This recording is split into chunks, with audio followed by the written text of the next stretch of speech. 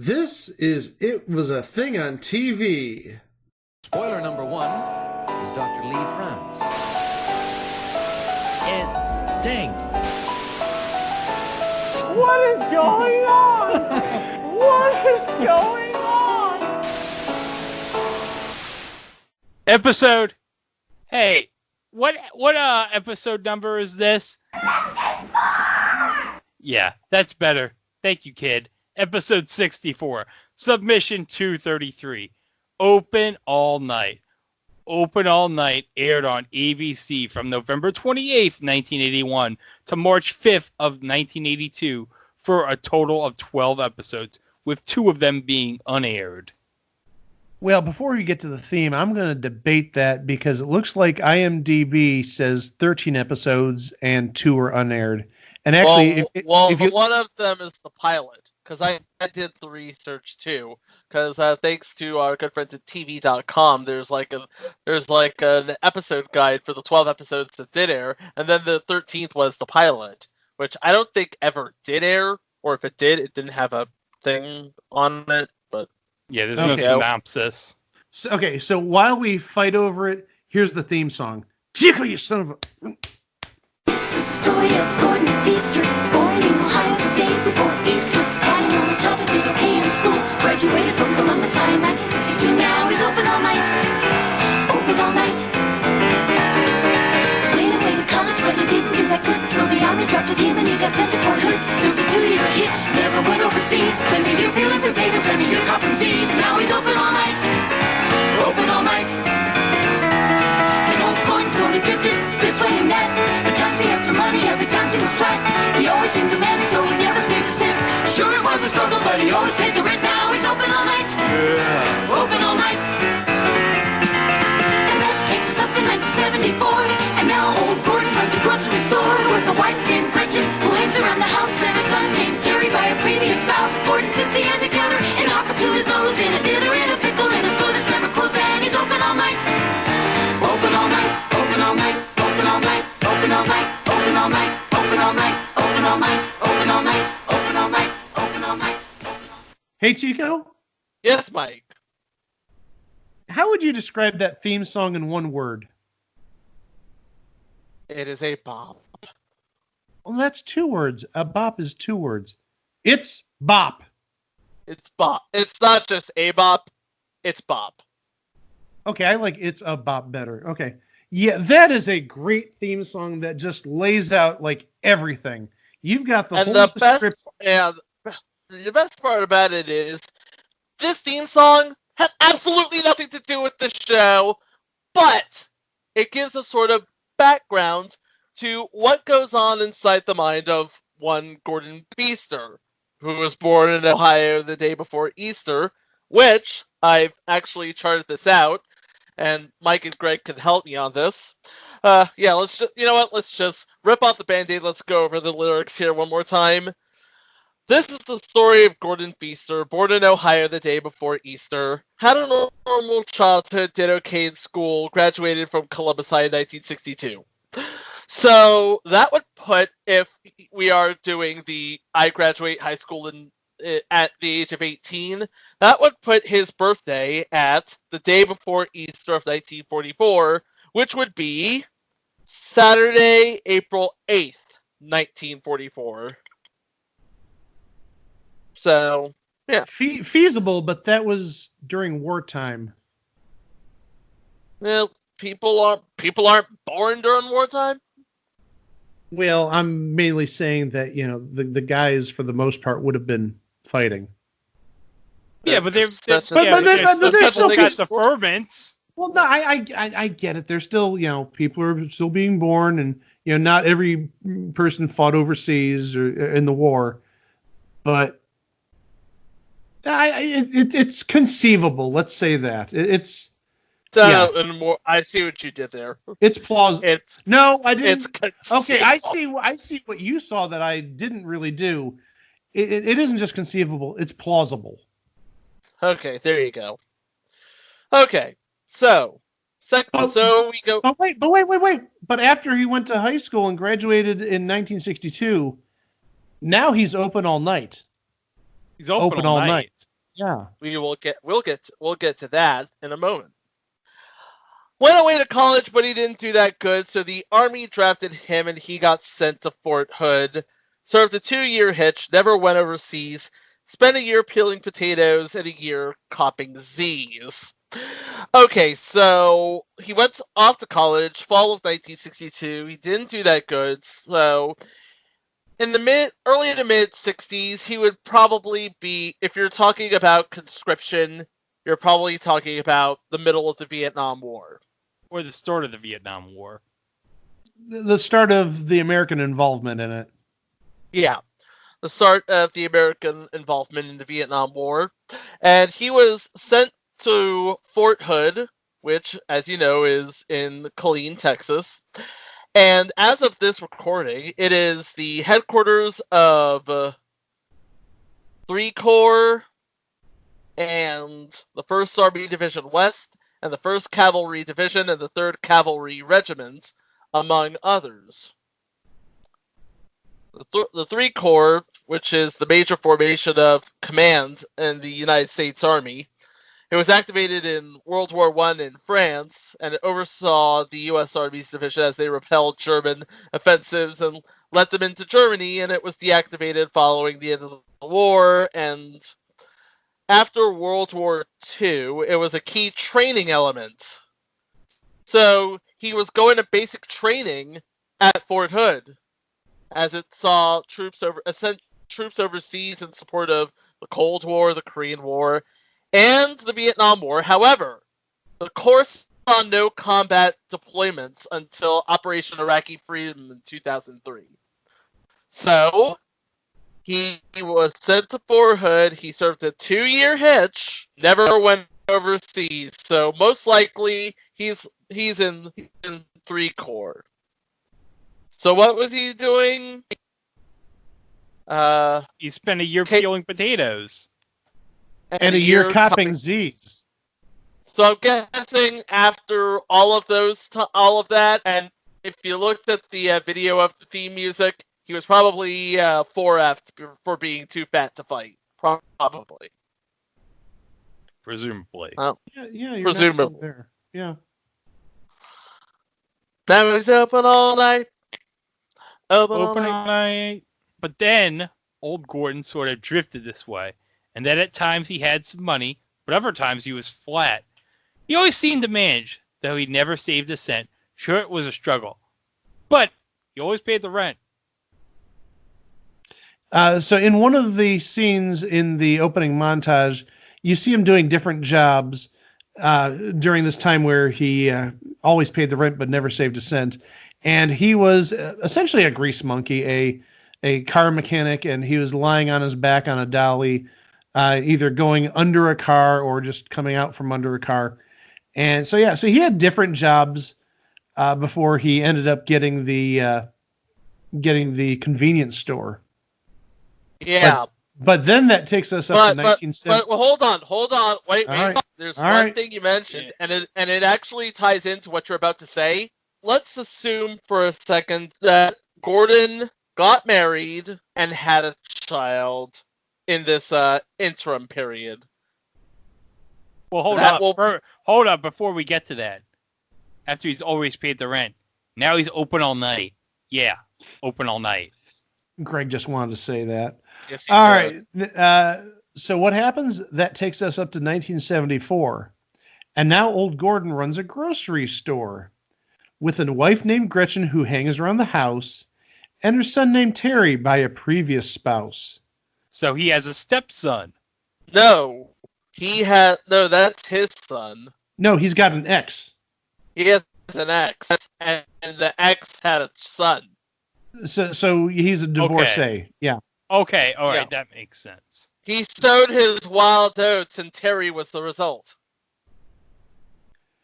Gordon sits behind the counter in hock up to his nose, in a dither in a pickle in a store that's never closed. And he's open all night, open all night, open all night, open all night, open all Okay. night, Okay. open all night, Okay. open all night. Okay. All right. So How much would you say it costs to run your own convenience store / grocery store / bodega In 1981, in 1981? Let's just say he had to put out one heck of a mortgage or pay a whole lot of rent, which means he would have to, well, he'd have to pay for rent, upkeep, salary, and it's not cheap. And when you compound the fact that he's, and as the theme song says, in hock up to his nose, so he's gotta keep the store going, so he can pay for all of it, presumably. Well, that's sort of how businesses work. You've got to sell your stuff to make money and Yeah, pay for it. Yeah. but if we're talking a guy who makes Bob Belcher of Bob's Burgers fame look like he's got all the money in the world, I mean, yeah. Yeah, Bob Belcher is a working man. He's definitely not living high off the hog. So the grocery store this revolves around, it was like Convenience 364? yeah, Mm-hmm. Yeah. And it was just a regular grocery store or a convenience store more than a grocery store. it was more like a 7-Eleven, your Wawas, It really Your was like a sheets. yeah, it really was like a 7-Eleven. You're absolutely right about that. Where was this located? Was it in California? Yeah, California, because didn't he move to California in the theme song montage? The Noel Gordon store drifted this way and that. At times he had money, other times he was flat. He always seemed to manage, though he never saved a cent. No, it doesn't say anything about where he moved to. Well, no, in the montage. Oh, in the montage. Yeah, if you watch, the in the theme song, in the montage, he's hitchhiking to California. L.A. or bust. Yep. Well, now hold on. So we presume He may have busted. You never know. But also, in addition to being an auto mechanic, he was also a chef at one point, and he was a door-to-door vacuum salesman. Yeah, because door-to-door vacuum salesmen back in the early 70s, they were in big demand. Well, they were they were absolutely a thing. I don't know how in demand they were, but they were absolutely a profession. You know, the Kirby vacuum person or whoever. You couldn't go to Sears, you had to rely on your door-to-door vacuum salesman. So who staffed this enterprise? It's wildly a bunch of crazies. This was. There's not a lot of known names here. The lead, George Fisher, is played by George Zunza. DZUNDZA. And what was he known for besides this? A little show on NBC called, the name is on the tip of my tongue, I swear to God. Law and Order. Dun dun! Really?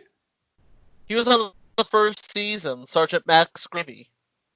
Okay, well, And he was also the voice of Perry White on the Superman animated series back in the 90s. Okay, I'm not a big Law and Order fan, so he was only on the first season. I thought maybe he was a character who was on the whole, 18 or 20 seasons or whatever. Okay. This was before Jerry Orbach, obviously. Yeah.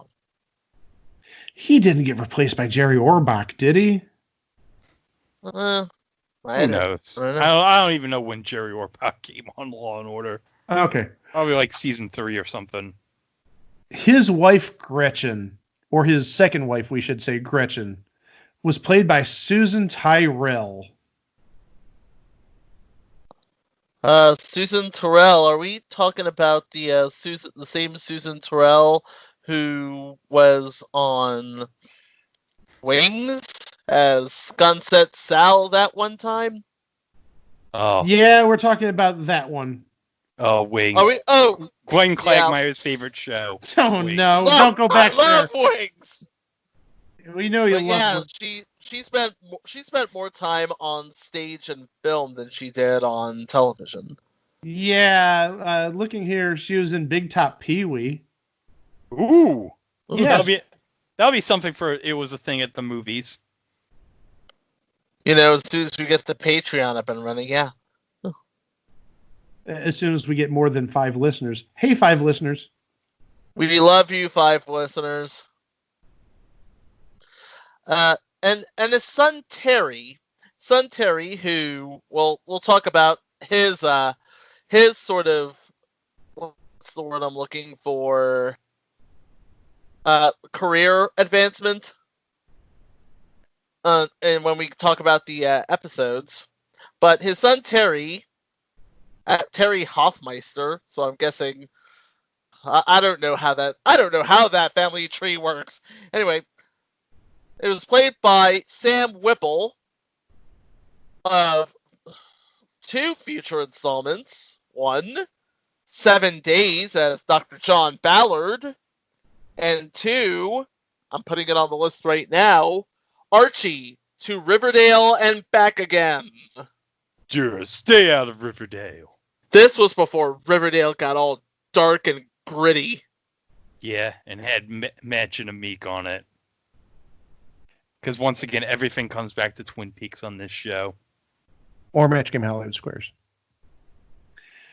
He was also on a couple of episodes of another feature installment, Buffalo Bill,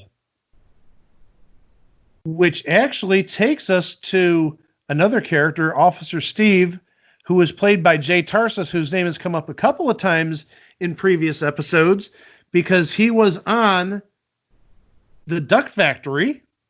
Mm-hmm. Mm-hmm. And also he created this show. He created He created it with his writing partner Tom Patchett. Jay Tarsis and his writing partner Tom Hatchett created Open All Night. And one thing I want to note is the executive producer of this show is a guy who you might have heard of in the entertainment industry, Bertie Brillstein. He's done some stuff. Yes, he was the executive producer of Ghostbusters, The Blues Brothers, worked with Jim Henson on The Muppets. And of course, around this time, he would have had, the Blues Brothers would have been like a year earlier. So he's riding high on that. So he was representing like Belushi, Aykroyd, Bill Murray, all those people from SNL back in the day. Yeah. And also, he's half of Brillstein Gray Entertainment. People behind shows such as News Radio, The Larry Sanders Show, and The Sopranos. So definitely a known quantity there. Well, your night manager, Robin, wasn't played by a female. It was a male, and boy, he was a very big male. Bubba Smith. Oh, yes, Bubba Smith. Lieutenant Hightower from Police Academy. Is this where you guys make fun of me for never seeing a Police Academy movie? Yes, it is. Yeah, and especially considering Bubba Smith has the best scene in Police Academy 4. You know what I'm talking about, Chico. Knocks over the locker, didn't even realize what he's done. Well, That not scene? only... the voodoo priest guy. The voodoo priest scene... guy. Yeah, with the scene with David Spade in the car. Yama.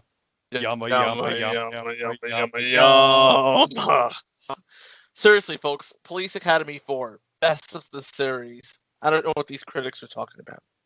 Yeah, those people that gave it a 0% on Rotten Tomatoes, go to hell.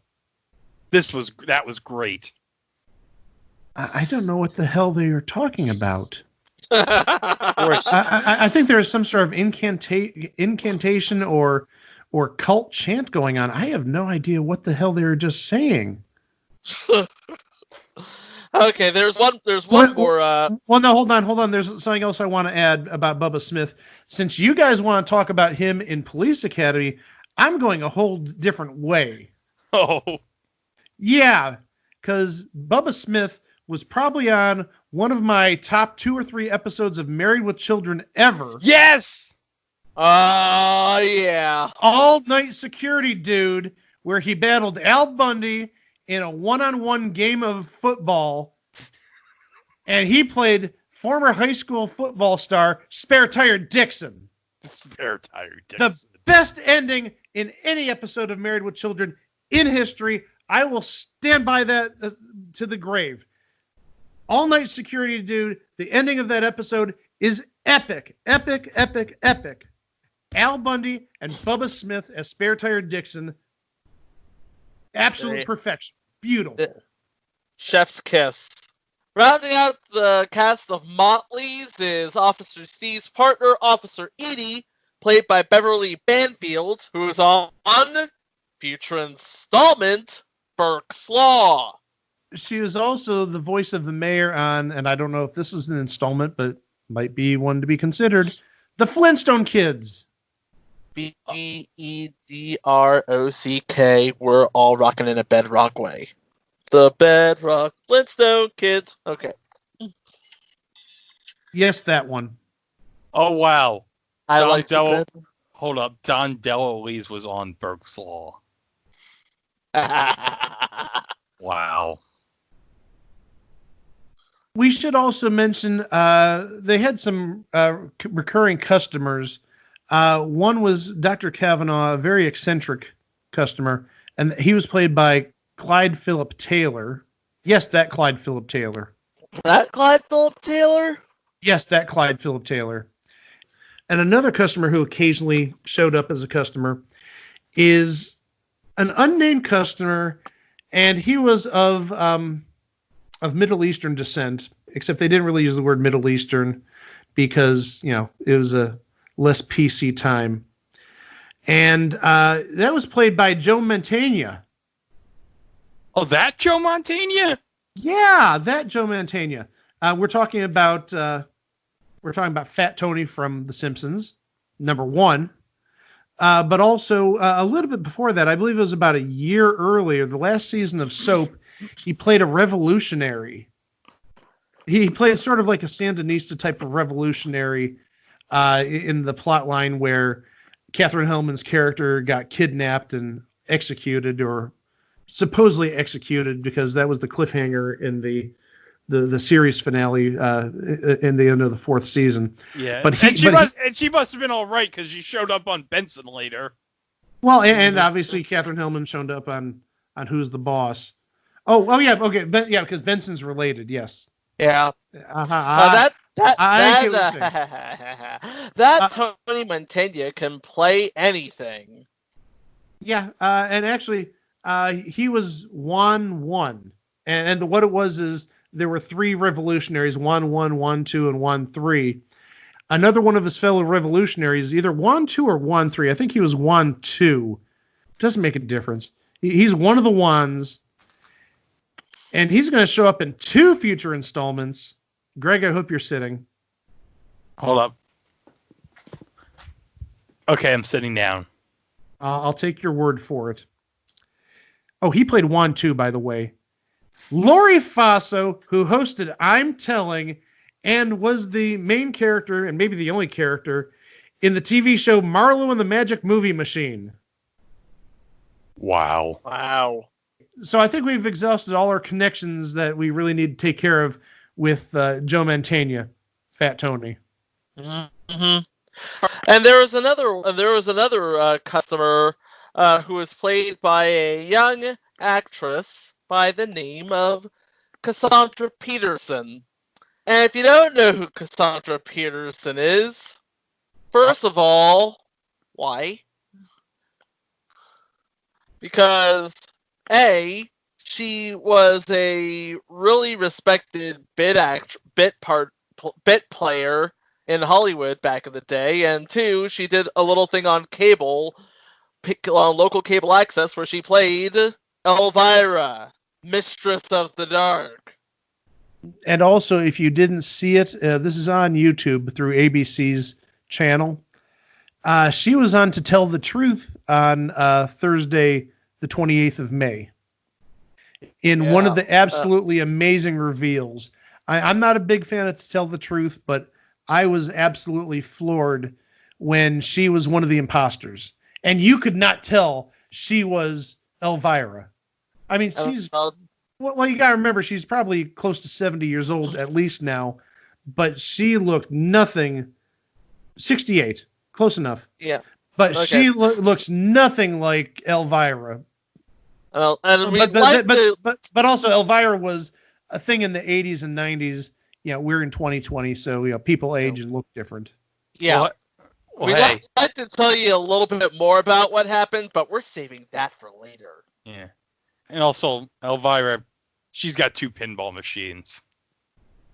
Yes, she does. Elvira and the Party Monster is a classic. Well, That's gonna be covered on future Patreon podcasts. It was a thing. It was a thing in pinball. yeah, it was a thing at the arcade. Yeah. And also, Chico mentioned there's one other special guest we're going to talk about, but we're going to wait a little while for that. We're going to get to him in episode 4. Okay. Most of these episodes are on YouTube. Not all of them, not all 11 aired episodes, but I think you can easily find, what would you say, guys, 7 or 8 of them?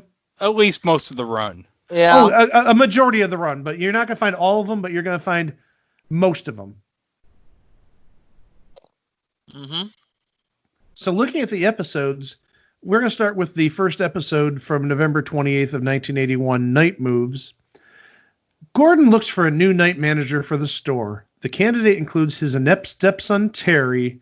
I don't know if I can say this, but I'll try and get away with it. A hostile munchkin and a fugitive from the law. And we all know in the end... so I was wrong. It was his stepson. Okay, well, yeah, Greg was right. I told you. Yeah, Greg That had... explains why the last name's different. My bad. Yeah, because as the theme song said, Gretchen is with her son Terry by a previous spouse. So she would be the divorce. Yeah, it doesn't say his son, it's her son. Yeah. So, good Gordon Feaster, this is his first marriage, and Gretchen, this is her second marriage. Okay. So we apologize to Greg. Greg was right all along, and, well, me and Chico just can't read. We don't know pronouns. So, anywho, looking for the new night manager, the candidates include Terry, the stepson, a hostile munchkin. Again, apologies for the use of that word if you find it offensive. Hey, blame the person who wrote it in 1981. Exactly. And a fugitive from the law. And we know, as we mentioned about the characters earlier, the person who ended up becoming the night manager was Robin, played by Spare Tire Dixon. I mean, Bubba Smith. Officer Hightower. No. Yeah, but first, in the first episode, he does get arrested and arraigned and sent back to New York for a crime he didn't commit. But then that's settled in the second episode. Oh, you mean Robin's Return? Oh, yes. Yep. Because it says it right in the title. Yeah, Robin's Return. Terry stops a robbery, so Gordon makes him night manager, a position he promised to Robin, who unexpectedly returns. Yes. Oh, that's an interesting little family struggle.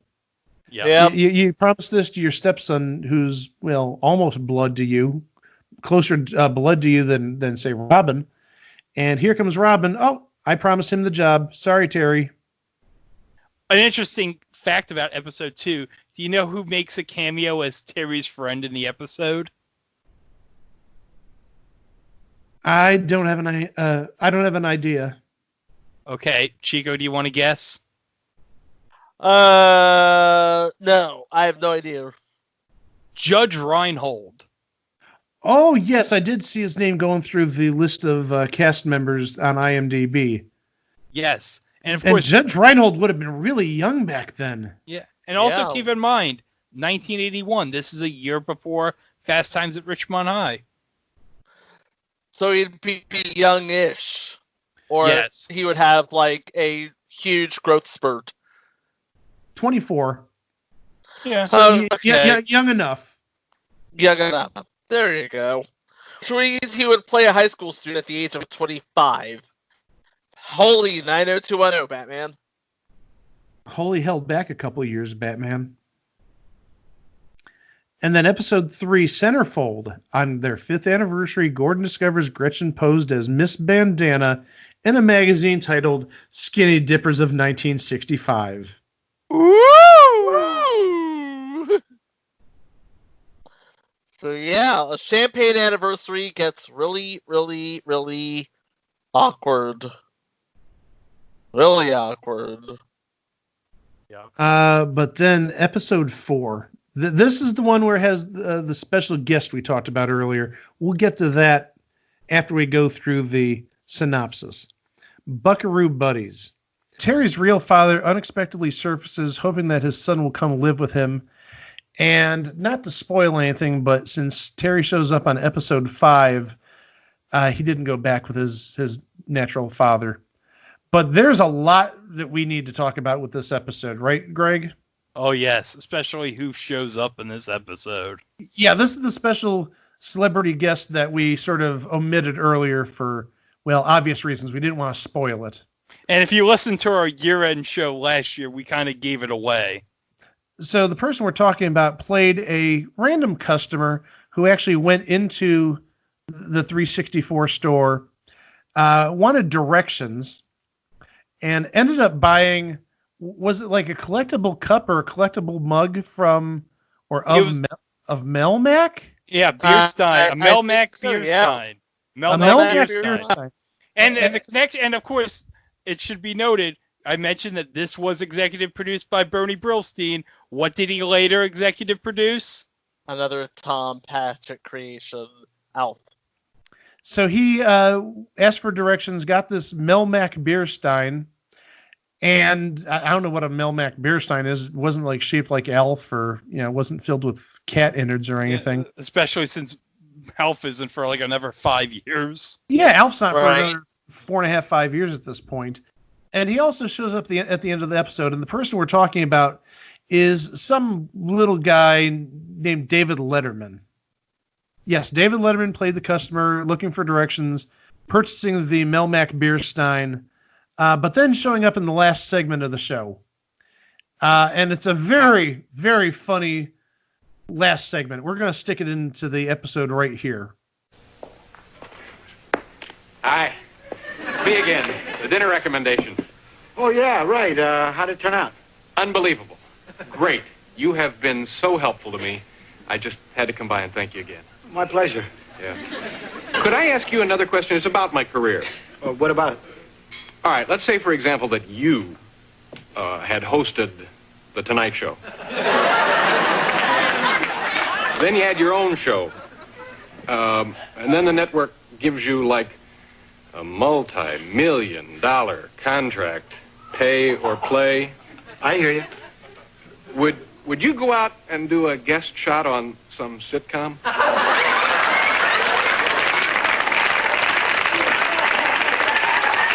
I'll tell you, Feaster, the world's gone crazy.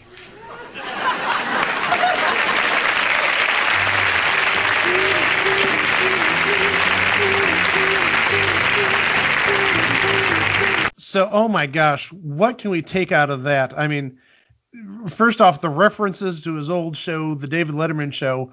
Oh, by the way, which we're going to talk about in the next month. Uh-huh.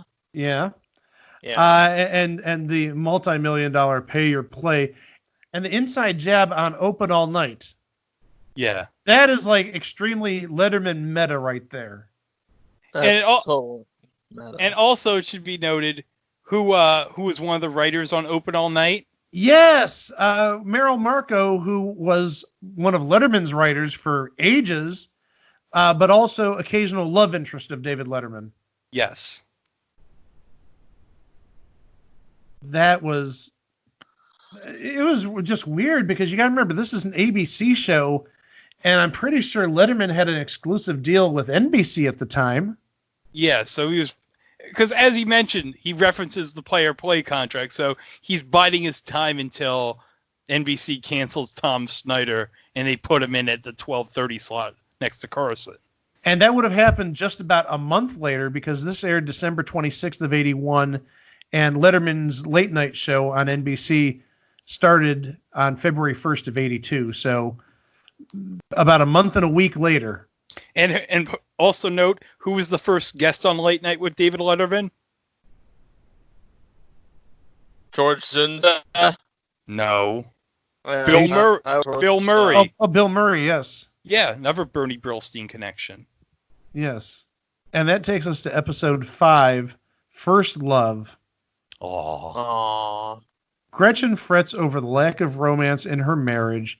Meanwhile, Terry and his girlfriend are so smitten with one another that they don't notice when a motorcycle crashes through the window of the store. How do you not notice that? Love blinds you. So does Yes. hormones. So do hormones. Yes. And so does a runaway Harley Davidson. Yeah. Love makes you do stupid things. Oh, take it from me and probably Chico. Love makes you do stupid things. I don't hear confirmation from Chico. Oh, I was agreeing with you. Okay, I'll take your word for it. It's like I wasn't exactly arguing the point. Episode 6. Terry runs away. Set up with Gordon's abuse, Terry packs his 2 t-shirts and his pet worms and hits the road. There's something I need to add on my description here. He runs away, like you said, but where does he end up taking a job? Where does he end up taking a job? At the Bates Motel. What? That's not creepy. That's not weird or anything. But yeah, that's what it says here. It says Terry runs away from home and winds up taking a job at the Bates Motel. Oh, Not creepy at all. Nope. Oh. Yeah, just be careful when you're taking care of the showers. Episode 6, Sitting Ducks.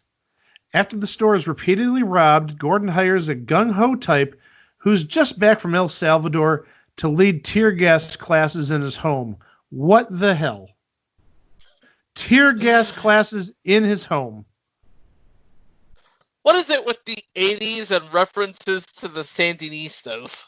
Yeah, I mean, we just talked about that with Joe Mantegna earlier when he was on Soap. Yeah. And the neighbor that we may be talking about who's doing the tear gas classes, another, and I'm going to assume it's this actor. I don't think this episode's online. Might be Joel Brooks. Future installment, My Sister Sam? Yeah, Joel Brooks from My Sister Sam, among many, many other things. Yes. Oh, we don't have My Sister Sam on the list. Yeah, Oh, we do. I'm pretty sure we do. We do? I'm about to put it there. No, it's not there. It is now. There you go. But speaking of Joel Brooks, he's the same person who, oh gosh, one of the better pyramid players back in the 80s, if you remember that. Oh, yeah. He was very good on Pyramid. Yeah, very good on Pyramid. Has that sort of, excuse the phrase, Jew-fro. Well, he does. I'm not lying. Yeah, I'm not going to argue with that. A slight Jew-fro. But yeah, he's definitely, again, as I would say, a known entity in the business. Definitely not one of those people that you're like, who is he? Huh? He doesn't have a Wikipedia page. He's absolutely a sweet mullet is what he has. Yeah. Yeah, he's somebody you know. And also, speaking of something we talked about last week, he was also on future installment Private Benjamin. Oh, wait a minute. Hold up a second. I forgot who else was on My Sister Sam. David Naughton of future installments. Making it. Oh, gee. And everything goes back to David Naughton and making it, too. If it isn't Twin Peaks and it isn't Match Game Hollywood Squares, it's David Naughton. And making it. Can you imagine a show where you devote the entire time to all three? Can the world handle it? Oh my gosh. No. Moving on. Episode 8. Such good friends. Gretchen is introduced to on-the-job sexual harassment when she goes to work for Gordon's best friend, played by Philip R. Allen. Who'd that guy be? The only thing that I see of any usefulness, he was on 4 episodes of Lou Grant. Oh, he played Roy Turner on future installment The Bad News Bears. Yeah. So there's one thing that we'll see him in sometime in the future. He also played an occasional character on Mary Tyler Moore. He played an occasional character on Bob Newhart. So he may be one of those people who's like, oh, you're that guy. Oh, you're that guy. Yeah, you're that guy from that show, or that I remember seeing you on that episode. So he's that guy from that thing? More or less, and also he had a recurring character as Mr. Reese on, and I believe this is a future installment, and if it isn't, darn it, I'm going to make it one because I remember this, The Bronx Zoo. So that's who Philip R. Allen is. And aren't you better for knowing it? I'll let you know in a couple of minutes.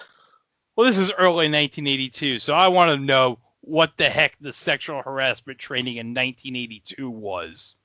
Well, I'll take it a step further because my description gets a little deeper. Gretchen takes a job working for Gordon's philandering buddy, who quickly puts the moves on her. And meanwhile, Robin bonds with Terry, and the eccentric Dr. Kavanaugh has a run of bad luck.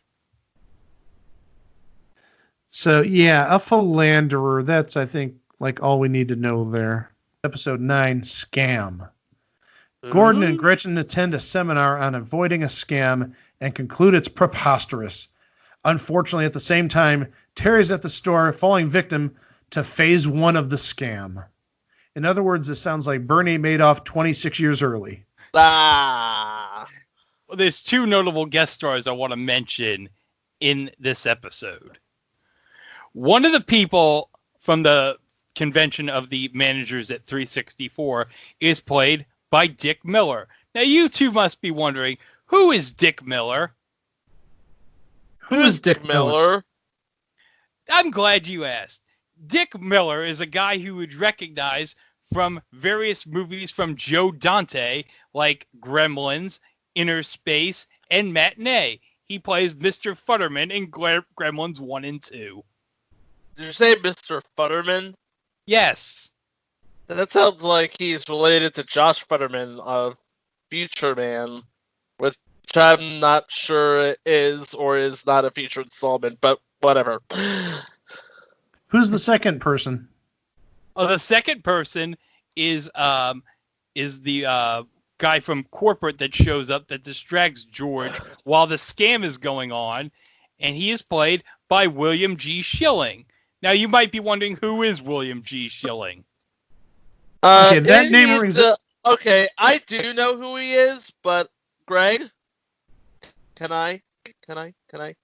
Okay, go ahead. He's the principal from Head of the Class. Yes, he's Dr. Samuels from Head of the Class. Episode 10 was a visit from the folks. Gordon's chain-smoking parents visit and quickly stomp on his nerves. Oh, boy. Yeah. Meanwhile, Gretchen tries out a new hairdo, and again, this is not me speaking. This is IMDb / whatever the capsule was from 1982.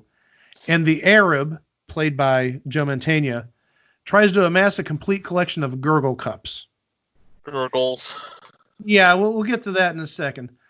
Yeah, Gordon's parents. Yeah, they're played by Mary Jackson and Art Casul.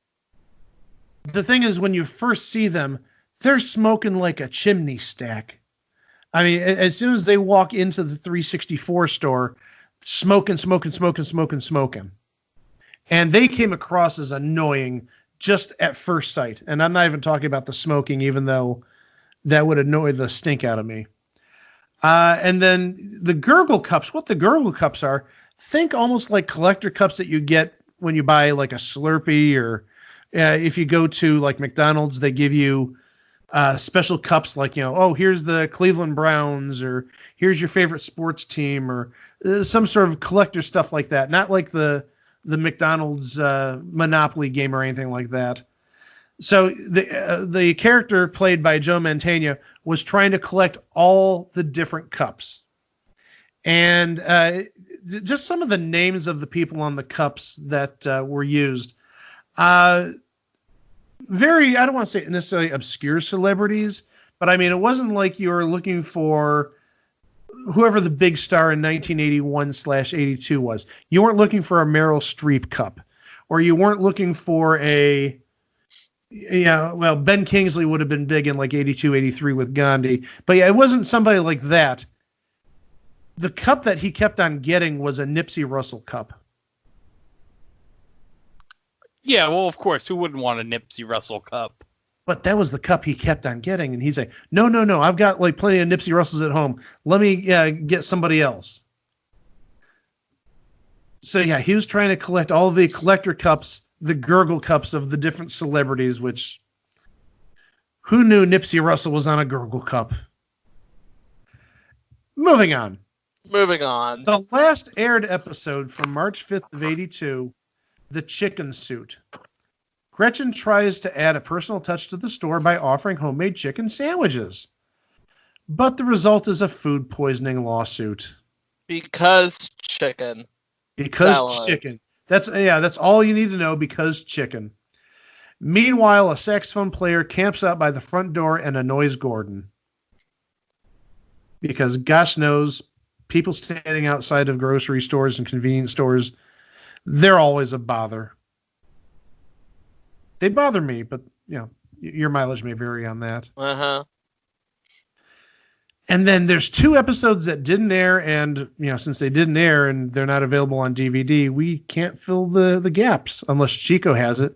Death of a Bag Lady. Yeah, no. Okay, No. yeah, Death of a Bag Lady and Edie's Girl. I don't think we're going to have be able to fill in those holes. Unless Shout Factory come on, you got to find this and release it on DVD sometime. And really, this is a funny show. This was a funny show, and I'm not even saying that because of the Letterman. The Letterman thing, like I said, was totally surreal. That was a bonus. The whole Letterman thing was totally surreal, a bonus. Meryl Marco did write 3 episodes of the show, 2 others besides the Buckaroo Buddies episode. But looking at some of the reviews, they called this the funniest show on television, right? Yes. Well, Newsweek. Well, let's also remember the funniest news show of 1978 was previously covered late last year in Flying High, and that didn't last terribly long. But there's a review. Open All Night is weird but good, from the Madison Courier in Madison, Indiana.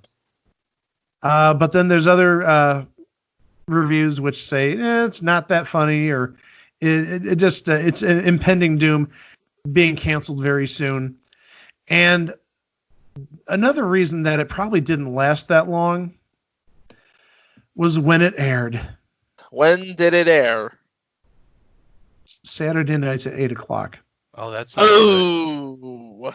That's that's your death slot, more or less, even in 1982. And and we even talked about that in the past. Gosh, how many episodes? Was it Love Sydney that was on? Yeah, we talked about it last week. Yeah, it was last week. Yeah. Yeah, I mean, last week we just talked about Love Sydney, and Love Sydney was moved to the Saturday night slot in its final season about a year later. You know what was airing out of Open All Night? It's a Living. Well, by then it was under the title Making a Living. Yeah, it's a living, but it was under its original title, Making a Living. Yeah. And it was replaced in winter of 82 by King's Crossing. But then the show that replaced King's Crossing had a little bit more success. A little show called T.J. Hooker. Oh, you mean the T.J. Hooker starring Heather Locklear of future installment Going Places? And William Shatner of future installment Show Me the Money. Well, and also William Shatner of future installment, the absolutely weird installments of Rescue 911. We've got future installments for days, in case you haven't noticed. Yeah, everything doesn't necessarily have to tie into the Match Game Hollywood Squares Hour or Twin Peaks. Or what was the Making other It. one? Making it. Making It. David Naughton. Right. Making it. Oh my gosh. But yeah, this is one of those shows, even though, again, 7 or 8 episodes are on YouTube, I would love to see this come out on DVD. Yeah. Okay, interesting bit of trivia. For a while, because the internet, it was sort of insinuated that this show was based off of a British show with a similar title that lasted in upwards of 14 years called Open All Hours. Granted, the premise is similar, and the title is similar, but these are two different shows. Yeah. And the funny thing is, you said it ran for 14 years? Yeah. Do you know how many episodes it had? How many episodes did it have? A very British number, 26. Because you got to remember the British seasons were generally 6 episodes. Oh, yeah. So yeah, they did a series in 1976, then another one in 81, and then 82 and 85. So 14 years, 26 episodes. So you got about 2 new episodes a year, not even 2 new episodes. Ow. Talk about pacing oneself. Mm-hmm. But again, that's the British way of doing TV shows. We sort of made fun of that when we did the April Fool's Rip Taylor in Time, because we couldn't come up with 13 plot lines, so we did 6, and we said it is a British show. Tee hee hee. Now you know the inside stuff about our show. Hey, not every British show could be like Doctor Who back then to do like 30 episodes a year. Well, not every British show is a cash cow like Doctor Who. Let's just say that. Uh-huh. But let's also say another thing. Open All Night, well, it closed up shop, and it's been closed for almost 40 years. But, in spite of, some decent actors, I mean, you look at the names, Bubba Smith was okay, not necessarily a great actor, but, memorable in Police Academy, and as I mentioned earlier, All Night Security Dude, Married with Children episode. And Jay Tarsis, gosh, he went on and did The Duck Factory and Buffalo Bill, and he's a known name. And, Meryl Marco, even though she only wrote 3 episodes, gosh knows she went on to bigger and better things. But in spite of all that, Open All Night was just a thing on TV. Yeah. Did I do that right, Chico? You did that right. Oh, good. But there's one more thing I want to do. It's time to play eBay Price is Right.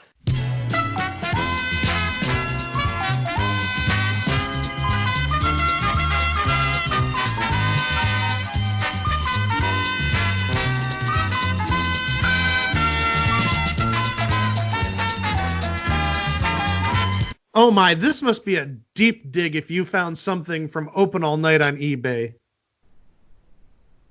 I did. This is a publicity still of George Zunza right by the sign of the 364 store. On the back, it reads, ABC photograph, care of ABC Public Relations.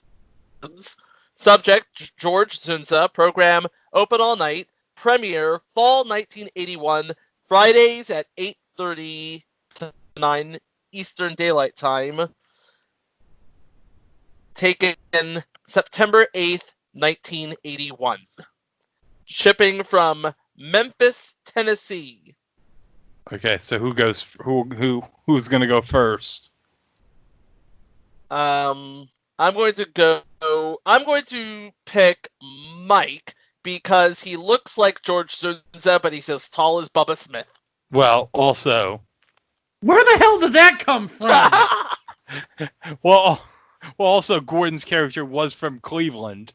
Yeah, No, was he no, from he's from Cleveland? Columbus. Well, he's Yeah, from Columbus, but he was No, wearing Browns and Indians stuff in the friggin' show. Well, they don't have a pro sports team in They don't Columbus have in 1982. Proteins. Thank you. Yeah, the Blue Jackets weren't for another 17 years.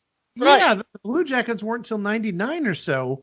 And the crew. Well, nobody cares about the crew now. Anyway, and nobody cares about the Cincinnati teams. The Bengals sucked. Well, no, they're actually probably as good as the Browns back in '82. Mike, your bid. And the Reds, well, the Reds were good in the '70s. And my bid is $9.99. Greg. I will go. Well, hold on. A lot of the photos I've seen on eBay are like around $14, $20 range. So I'll go $11.99. Okay, so Mike, you bid $9.99. Greg, you bid $11.99. The actual buy it now price for this photo of George Zunza and the 364 store sign, $19.99. Yeah! Oh, I know my eBay photos of short-lived TV shows, baby. How much they're worth. So $19.99. Damn. $19.99, and you can have your very own picture of George Zunza. It's a nice picture. I like the picture. Anyway, maybe we should get it from the museum. maybe you should get it for. No, we're not getting the picture for the museum. We're getting the sign for the museum. Oh, Not that, and you know what? We're getting that sign and the sign that blinks open all night. Open all night, open all night, open all night. but that would confuse our visitors because they'd think we'd be open all hours. Not open all hours. It's a different show. No, the museum is open all hours because the sign says open all night, open all night, open all night. Open all night. Oh, never mind. Close the show up. Anyway, one thing that's open all night is our website. It was a thing on TV.com. There you'll find links to our social feeds, past episodes, more about the show, more about us, and of course, our weekly. Are we still doing the weekly drops over at Place to Be Nation? Because I think that's important. Yes, because I'm not sure what day it is because right now, considering now that we're technically all caught up, it's just now this is the end after this. So got Place to Be Nation people. This is the second show since we're now officially all caught up and up to date. So yeah, there's not a third episode after this. Or maybe there is. Remember, there's the live episode. We may have to do that. The one we did last Sunday. Yeah, I don't know if we're gonna. I don't know. I think we'll do the live show in the next batch of episodes. I'll have to talk to Jennifer Smith about that. All right. Hi, Jennifer Smith. Yeah, hey, Jennifer. And while Greg does that, next week, I know I say that we have 2 great episodes coming up every week. These are 2 episodes that I know at least one of us has been waiting eagerly to do. Specifically the later episode, but yeah, both of these episodes, I think we have quite a bit to say about them. We won't give you any hints, but well, if you listen to this, you'll listen to any damn thing. No. I want to kiss these episodes with my mouth. And while Chico and the episodes go into a broom closet, we'll just thank you very much for listening, and we'll see you next week with 2 more episodes of It Was a Thing on TV, while Chico does It Was a Thing in the broom closet with those episodes, and I'm going to puke. Wow!